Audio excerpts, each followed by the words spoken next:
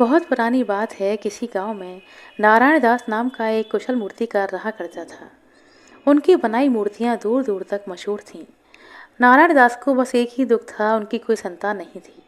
उन्हें हमेशा चिंता सताती कि उनके मरने के बाद उनकी कला की विरासत को कौन संभालेगा। एक दिन उनके दरवाजे पर 14 साल का एक बालक आया। उस समय नारायण दास जी खाना खा रहे थे। लड़के की ललचाई आंखों से वे समझ गए कि बेचारा भूखा है। उन्होंने उस बालक को भरपेट भोजन कराया और फिर उससे उसका परिचय पूछा।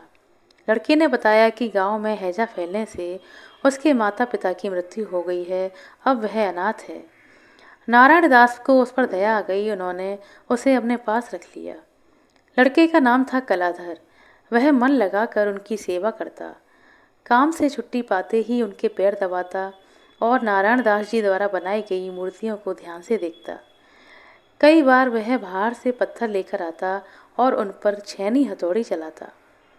एक दिन नारायण दास जी ने उसे ऐसा करते देख लिया तो वे समझ गए कि बच्चे में लगन है। उनकी चिंता का समाधान उनको मिल गया था। उन्होंने तय कर लिया कि वे अपनी कला इस बालक को देकर जाएंगे। उन्होंने कलाधर से कहा, बेटा, क्या तू मूर्ति बनाना सीखना चाहता है? मैं तुझे सिखाऊंगा। खुशी से बालक का कंठ भर आया। वह कुछ बोल नहीं पाया, बस सिर्फ नारायण दास की ओर देखता रह गया। नारायण दास ने बड़े मनोयोग से कलाधर को अपनी मूर्ति कला सिखाई। धीरे धीरे वह दिन भी आया जब कलाधर भी मूर्तियां करने में माहिर हो गया। समय किसी कलाकार को अमर होने का वरदान नहीं देता। नारायण दास बहुत बीमार पड़ गए। कलाधर ने जी जान से अपने गुरु की सेवा की, लेकिन उनकी बीमारी बढ़ती ही चली गई। एक दिन उनका बुखार तेज हो गया। कलाधर उनके माथे पर गीली पट्टी रख रहा था। गुरु के मुख से कुछ अस्पष्ट से स्वर फूट रहे थे, रह रहकर, बेटा कलाधर, कला की ऊंचाई का अंत नहीं है। कारीगरी में दोष निकाले जाने का बुरा नहीं मानना और अपनी कला पर कभी भी अहंकार मत करना। अंतिम शब्द कहते कहते उनके प्राण छूट गए। कलाधर अपने माता पिता की मृत्यु पर उतना नहीं रोया था जितना अपने गुरु नारायण दास की मृत्यु पर रोया। धीरे धीरे वह पुराने जीवन में लौट आया। मूर्तियां गढ़नी शुरू कर दी। एक दिन उसके यहाँ पर एक साधु महाराज पधारे। साधु ने कलाधर से भगवान कृष्ण के बाल रूप की एक सुंदर मूर्ति बनाने के लिए कहा। मूर्तिकार ने उनसे 1 महीने बाद आने को कहा। साधु को इतना लंबा समय लेने के लिए बड़ा आश्चर्य हुआ, लेकिन वे चुप रहे। 1 महीने बाद जब वे आए तो भगवान कृष्ण की मूर्ति को देखकर दंग रह गए। माखन चुराते कृष्ण साधु के मुख से निकला, वाह क्या खूब! बोलो कलाकार, तुम्हें क्या पारिश्रमिक चाहिए?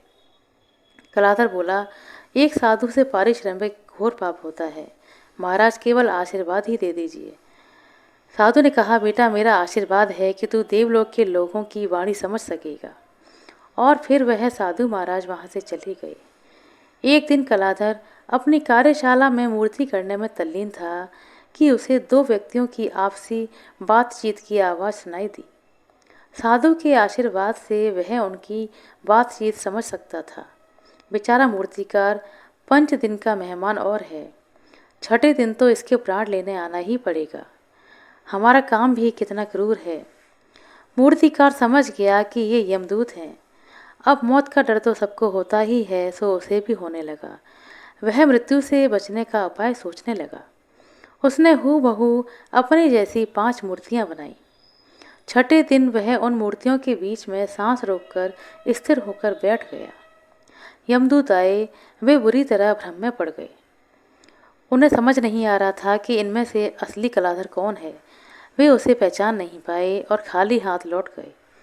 यमदूतों को खाली हाथ लौटते देख यमराज के क्रोध की सीमा ना रही।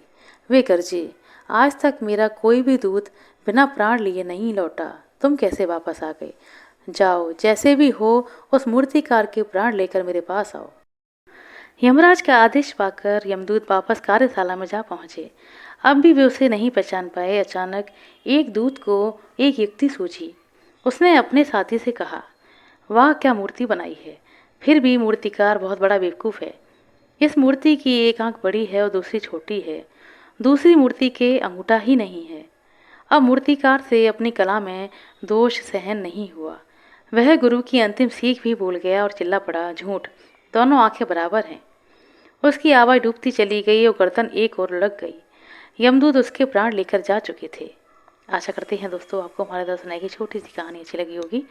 कहानी अच्छी लगी हो तो कृपया लाइक कर दें, शेयर कर दें और चैनल पर नए हैं तो सब्सक्राइब कर लें। अपना कीमती समय देने के लिए बहुत बहुत धन्यवाद। मिलते हैं अगली वीडियो में, तब तक के लिए नमस्कार।